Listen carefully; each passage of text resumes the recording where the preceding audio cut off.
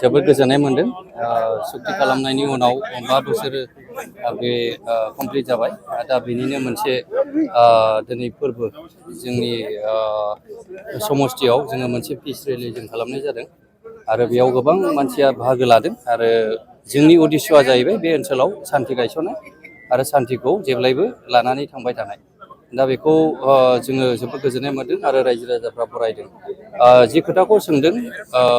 एनडिबिनि जेनोखि case related थानाय बे खामानिखौ दहायनो चिफ साराबो मोजाङै बुंबाय जों गभर्नमेन्टनिफ्राय नारसिनबाय थानाय जादों आरो बेखौहाय जेनोखि एनआइए केस बेखौ स्टेटआव लाबोनायनि बाथ्राखौ गुवारै आरो गेबेङै बुंलांबाय बेनि सायावनो जों नांनानै दङ। माबायदि थासारियाव दं आरो उदां खालामनो हानाया बेसेबां गोब्राब जानानै दं? बेखौ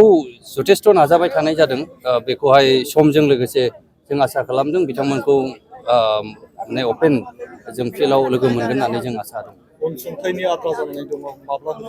अनसुंथाइनि आद्रा थानाय जेनोखि हार्डक'र केडारफोर जोंहा 670निबो बाथ्रा दङ बेखौ अलरेडि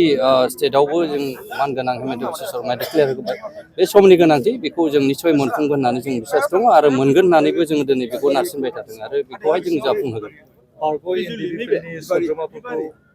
पुलिस मिलिटारि आरो आर्मियाव थिसननायनि बाथ्रामोन दिनैसिमबो जाफुंनाय नुनो मोनाखै। निस्सय बेखौथ' बुंदों जे 2%नि बाथ्रा दाख्लैसो जेनोखि एपिबिएन बेवहाय गोबां मानसिया दिनै पास जानानै दं फिजिकेलि बिथांमोना पास जानानै दं आरो बेखौहाय अलरेडि एसबिआइ हेड हिरेननाथ बिथांनि थ्रुयैबो बेखौहाय बिहरनाय जादों निस्सय जों आसा खालामदों जेरैबायदि लिरनाय दङ बेबायदिनो मोनगोन नाथाय मोनसे खोथाया जाहैबाय जोंनि जेनोखि हार्डक'र केडारफोर जायफोरा अरिजिनेलि एनडिबिफोर बिथांमोननि बैसोआ गैला दा बिथांमोननि बे बैसो गैयैनि जाउनाव इनस्टिट सोरबाया रिलेटेड न'खरनि मानसिफ्रा दिनै पास जानानै दं आसा खालामदों बिथांमोना मोनगोन बेखौ जों फोथायनानै दं आरो बेखिनिखौनो जोङो सावरायबाय थादों आरो बेखौनो जों नारसिनदों।